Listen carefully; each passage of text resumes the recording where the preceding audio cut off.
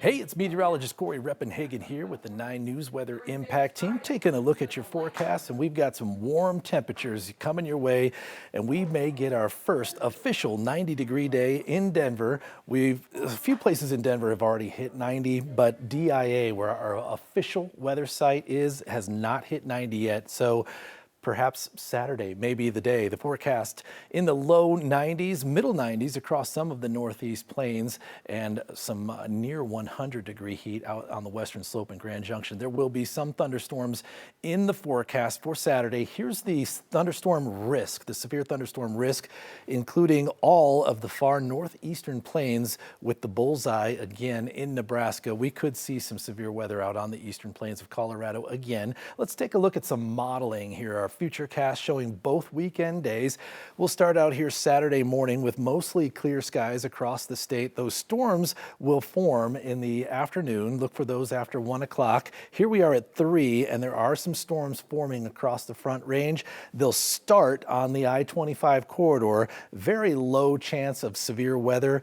And then as they move to the east, they have a better chance of becoming severe with those larger hail risk and some of the more wind gust risk. We're looking at 60 to 65 mile per hour wind gusts with those on both days. Here's Sunday, clear in the morning, and then the storms fire just about the same time in the afternoon. Again, they start along the I-25 corridor and even perhaps in the foothills and move east. And the signature that we're getting for the forecast on Sunday evening is for the most severe potential of the week here on the northeast corner, including Logan, Phillips, and also Sedgwick County in the corner there. So we'll watch for those storms. But for the most part, the Denver area stays pretty clear both weekend days, except for the initial start of those thunderstorms for an hour or two on both of those afternoons. So pretty low impact stuff. And then we'll watch for the heat, which will have a higher impact.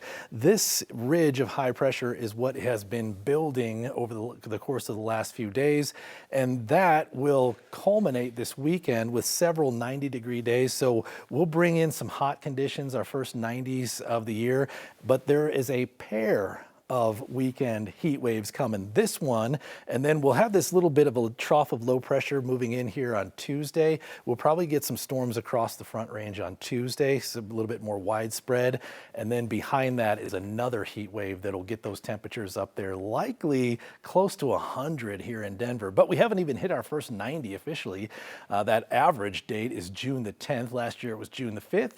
The earliest, April the 30th, and sometimes we have to wait until the middle to late parts of July to see that first 90-degree day. That won't be the case this year, as we'll have a string of them Saturday, Sunday, and Monday. There's that storm system that we talked about with about a 30 to 40% coverage of storms on the Front Range on Tuesday afternoon. And then the next heat wave starts to build, and it looks like we could be in the middle to upper 90s here in Denver next weekend. That's a look at your forecast. Thanks for clicking in here, and I hope you all have a real nice day.